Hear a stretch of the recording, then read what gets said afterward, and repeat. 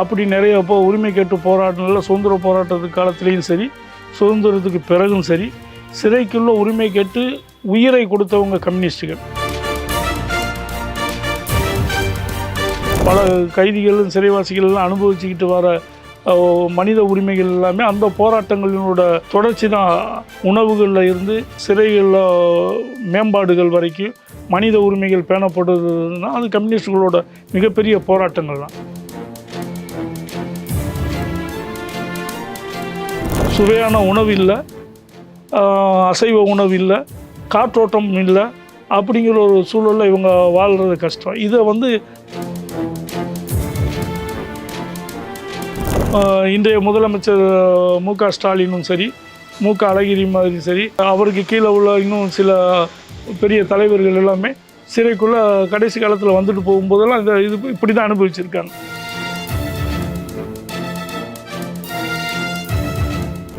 இப்போ ஃபேன் எல்லா செல்லுகள்லேயும் ஃபேன் இருக்கும், எல்லா பிளாக்குகள்லேயுமே ஃபேன் இருக்குது.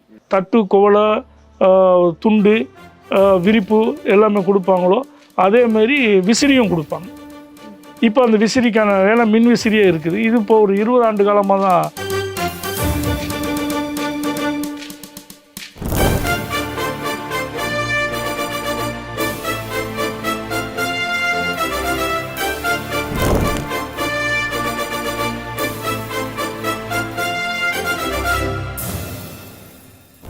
வணக்கம் ஃப்ரெண்ட்ஸ், நான் உங்கள் புகாரி.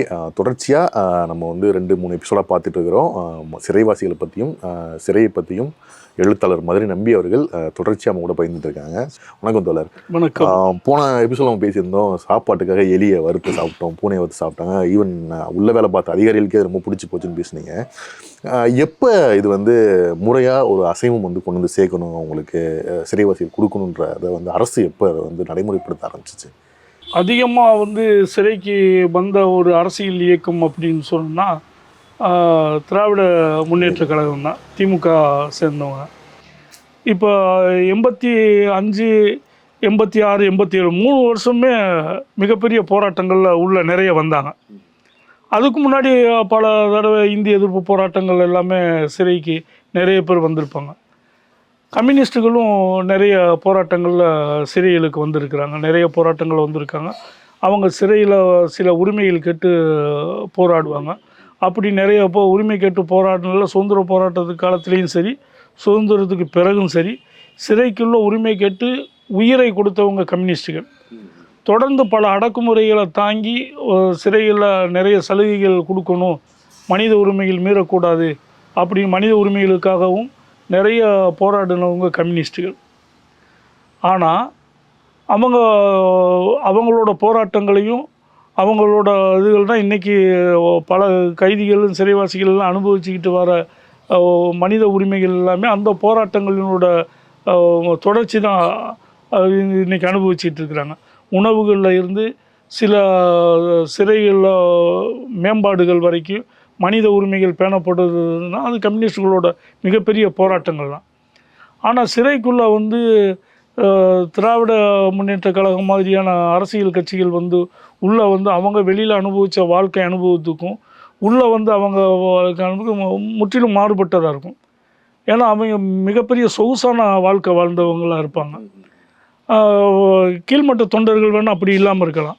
ஒரு சாதாரணமாக திமுகவில் உள்ள ஒரு வட்ட செயலாளரோ அல்லது அதுக்கு கீழே சில பிரமுகர்கள் அந்தஸ்தில் இருக்கிறவங்க எல்லாமே பார்த்திங்கன்னா ஒரு சொகுசான வாழ்க்கை சூழலாக இருக்கிறவங்க.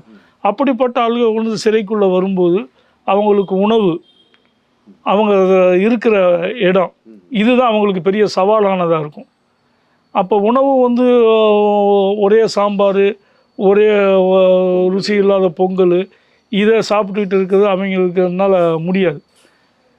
அதேமாரி பார்த்திங்க அப்படின்னு சொன்னால் காற்றோட்டம் இல்லாத இடத்துல 300-400 பேர் இருக்கிறது, அப்படிங்கலாம் இருக்கிறது ரொம்ப கஷ்டம்.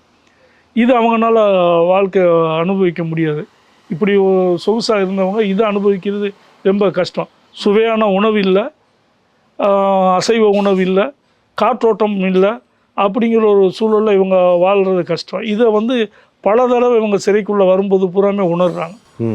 அது கடைசி இந்த சட்டம் கொண்டுட்டு வர்றதுக்கு முன்னாடி வரைக்கும் இன்றைய முதலமைச்சர் மு.க. ஸ்டாலினும் சரி, மு.க. அழகிரி மாதிரி சரி, அவருக்கு கீழே உள்ள இன்னும் சில பெரிய தலைவர்கள் எல்லாமே சிறைக்குள்ளே கடைசி காலத்தில் வந்துட்டு போகும்போதெல்லாம் இது இப்படி தான் அனுபவிச்சிருக்காங்க. ஓகே. அதுக்கப்புறம் தான் வந்து பார்த்தாங்க நேரடி அனுபவத்தில் சிறையில் இந்த காலத்தில் ஃபேன் இல்லாமல் இருக்க முடியாது, அதனால் கண்டிப்பாக ஃபேன் வேணும்.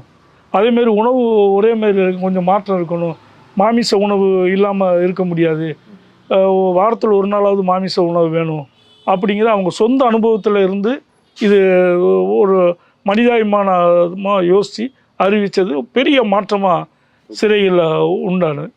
இப்போ வந்து ஃபேன் எல்லா செல்லுகள்லேயும் ஃபேன் இருக்கும், எல்லா பிளாக்குகள்லேயுமே ஃபேன் இருக்குது. பனிஷ்மெண்ட்டுன்னு தனியாக நீங்கள் போட்டால் தான் அதில் ஃபேன் இருக்காது. மற்றபடி தனித்தனி எல்லா செல்லுகளுக்கும் ஃபேனு, எல்லா பிளாக்குகளுக்கும் ஃபேனு. இப்போ ஃபேன் இல்லாத பிளாக்குகளில் இருந்தவங்க காற்றோட்டம் இல்லாமல் இருந்து அவங்களுக்கு விசிறி தான் கொடுத்துக்கிட்டு இருந்தாங்க. விசிறி கவர்மெண்ட்லேயே சப்ளை. ஓகே. கோடை காலத்தில் விசிறி கொடுத்துருவாங்க. அந்த விசிறிக்கு ஒரு ஃபண்டு அலாட்மெண்ட் பண்ணியிருப்பாங்க. அந்த விசிறி ஒவ்வொருத்தருக்கும் குலத்திங் ஸ்டோரில் அவனுக்கு எப்படி தட்டு, குவளை, துண்டு, விரிப்பு எல்லாமே கொடுப்பாங்களோ அதேமாரி விசிறியும் கொடுப்பாங்க. இப்போ அந்த விசிறிக்கான ஏன்னா மின் விசிறியே இருக்குது. இது இப்போ ஒரு 20 ஆண்டு காலமாக தான் நடைமுறைக்கு வந்திருக்கு. உங்களுக்கு ஞாபகம் இருக்கா முதல் முறையாக அசைவம் வந்து அரசாங்கம் மூலமாக ஆணையிட்டு வரும் பொழுது அந்த நாள் எப்படி இருந்துச்சு? அது பெரிய கொண்டாட்டமாக தான் இருந்தது. அது அதுலேயும் பார்த்தீங்கன்னா அந்த ஒரு கிண்ணத்தில் அதுக்குன்னு சில்வர் கிண்ணங்கள் வாங்கினாங்க. அதில் வந்து நல்லா வறுவல் பண்ணி வந்து ஒவ்வொரு 100 கிராமோ 110 கிராமோ ஒவ்வொரு கைதிக்கும் அது வந்து போட்டுன்னா எங்களுக்கே அவ்வளோதான் இருக்கும். அவ்வளோ மனமாக நல்லா அழகாக கொண்டுட்டு வந்தாங்க, அவ்வளோ தரமாக இருந்தது. அதுக்கப்புறம் பார்த்தாங்க அதில் வந்து எடை குறைவாக இருக்குது அப்படி இப்படின்னு சொன்னோன்னா ஒவ்வொன்று பாக்கெட் போட்டு கொடுத்துருவோம் அப்படின்னு ஆரம்பித்தாங்க. இப்படி ஒவ்வொரு கிண்ணம் போட்டு கொடுத்தாங்க. பிறகு குழம்பு மாதிரி வச்சு கொடுத்தாங்க. இப்போவும் வறுவல் மாதிரி சுக்கா வறுவல் மாதிரி போட்டு கொடுக்குறாங்க. இதுலையும் பார்த்தீங்க அப்படின்னு சொன்னால் ஒரு சில பேர் அதில் சைவம் சாப்பிட்றவங்க இருப்பாங்க. அவங்களுக்கு வந்து சைவத்துக்கு வந்து கேசரி, பழம், இது அந்த சிக்கன் போடாத அன்னைக்கு அவங்களுக்கு அந்தமாரி கொடுத்துருவாங்க. சில பேர் வந்து வாங்கிடுவாங்க, சிக்கன் வாங்கி விற்கிற ஆள் அது பீடிக்கு விற்பாங்க. அப்போ வந்து இதில் ஒரு விசேஷம் என்ன அப்படின்னா மனநோய் பிளாக்குகளில் பார்த்தீங்கன்னா அந்த பீடிக்கு இதை விற்கிறதுக்கு இருப்பாங்க. அவனுக்கு சிக்கனை காட்டிலும் அவனுக்கு பீடி தான் அவனுக்கு தேவை அதிகமாக இருக்கும். அதனால் ஒரு பீடியோ 2 பீடியோ கொடுத்து அந்த சிக்கனை வாங்கிட்டு போகிறான். அதுக்கு சில ஏஜென்ட்டுகள் மேலே வாங்கி கொடுக்குற. அவன் சிக்கன் போடுற அன்னைக்கு ஒருத்தன் 2 பீடி தரேன், 1 பீடி தரேன், சிக்கன் கொடுத்துரு அப்படின்னு சொல்லுவாங்க. அந்த பாக்கெட்டை அவன் சாப்பிடாம வச்சு கொடுக்குறான். இப்போ அதில் வந்து எங்களை மேலே ஆளுகள் என்ன செஞ்சு இந்த மாதிரி செய்யக்கூடாதுங்கிறதுக்காக நாங்கள் அந்த ஏஜென்ட்டுக்கு மாதிரி இருக்கிறவங்க எல்லாத்தையும் நிப்பாட்டிக்கிடுவோம். ஏன்னா 100 பேர் இருப்பாங்க மனநோயாளிகள். 100 பேரில் எப்படி ஒரு 40-50 பேர் சிக்கன் வேண்டான்னு சொல்லி பீடிக்காக அவன் சாப்பிடுவான். அவன் கொடுத்தா ஒரு நொடியில் சாப்பிட்டு போவான். ஆனால் அவன் பீடி வேணுங்கிறதுக்காக இப்போ நாங்கள் என்ன செய்யறோம், உனக்கு பீடி தானே, நாங்கள் பீடி தரோம், நீ சாப்பிடு அப்படின்னு.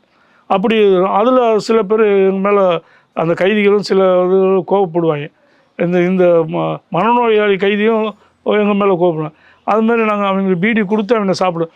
அது முதல்ல என்ன செஞ்சோம் அப்படின்னு சொன்னால் பீடி கொடுக்காததுக்கு முன்னாடி நாங்கள் தான் அதை செஞ்சோம். அதுக்கப்புறம் எங்கள் அனுபவங்கள் மாறுது. என்ன அப்படின்னு சொன்னால் இந்த பாக்கெட்டாக வச்சுருக்க போய் தானே நீ பீடி கொடுக்குற, உன் சோத்தில் கொட்டி விட்டுறேன்டா. அவன் தட்டிலேருந்து சோத்தில் கொட்டி விட்டுன்னா அதுலேருந்து சோத்துலேருந்து அவன் கொஞ்சம் ஐயரவப்படுவாங்க இல்லையா, அப்போ விற்க மாட்டான்னு நினச்சிது. அதை இவங்க கோவிக்கிறாங்க. இந்த நாங்கள் பீடி நாங்கள் கொடுத்து வாங்கினோம், எங்களை வேண்டாயா சோறே வேண்டாயா அப்படின்னா, உனக்கு பீடி தானடா வேணும், நீ இதை சாப்பிட்டு முடியும், உனக்கு பீடி தரோம் அப்படின்னு அவனை சாப்பிட வச்சு அவனுக்கு அதுக்கப்புறம் பீடி இப்படி அந்த மாதிரி வந்து சிக்கன் வந்து பெரிய அளவு வந்துச்சு. கிச்சனில் வந்து செல்வாக்கு ஸ்டோர் அது பிளாக்கில் சில பேர் வாங்குறது, இந்த மாதிரி போக்குகள் விஐபிகள் அந்த மாதிரி நிறைய சிக்கன்கள் வாங்கிட்டு போகிறது, இது எல்லாமே நிர்வாகத்தின் மூலமாகவும் நடக்கும். சிலது இந்த சாக்கை வச்சு கூடுதலாக தயார் பண்ணுறது அல்லது இதில் மிச்சம் பண்ணி இது கொடுக்குறது, ஏதோ ஒன்று இதில் வந்து அவங்களுக்கு ஆக மொத்தம் அசைவத்தோட தேவையை வாரத்துக்கு ஒரு நாள் பூர்த்தி ஆயிடுச்சு. இப்போ 2 தடவை போடுறாங்க. அப்படி ஒரு முன்னேற்றம் ஏற்பட்டுருக்கு. ஸோ தொடர்ச்சியாக வந்து உணவுக்காக, அதாவது ஒரு அசைவ உணவுக்காக என்ன மாதிரியான சூழல்கள்லாம் சிறையில் நடந்துச்சுன்றதை பற்றி பேசியிருந்தோம். ஸோ ஒரு தனி மனிதனுக்கு அதை விட இன்னொரு முக்கியமான விஷயம் வந்து உடல் தேவைகள் வந்து மிகப்பெரிய ஒரு பொருளாக இருந்திருக்கும். ஸோ அதை பற்றி நம்ம அடுத்த எபிசோடில் பேச போகிறோம். ஸோ தொடர்ந்து சேனலை சப்ஸ்கிரைப் பண்ணுங்கள். இதுக்கு முன்னாடி வீடியோ பார்க்கறவங்க டிஸ்கிரிப்ஷனில் போய் பாருங்கள். ஸோ தொடர்ச்சியாக நம்ம பேச போகிறோம் எழுத்தாளர் திரு மதுரை நம்பி அவர்களோட. ஸோ தொடர்ந்து சேனலை பாருங்கள், சப்ஸ்கிரைப் பண்ணுங்கள்.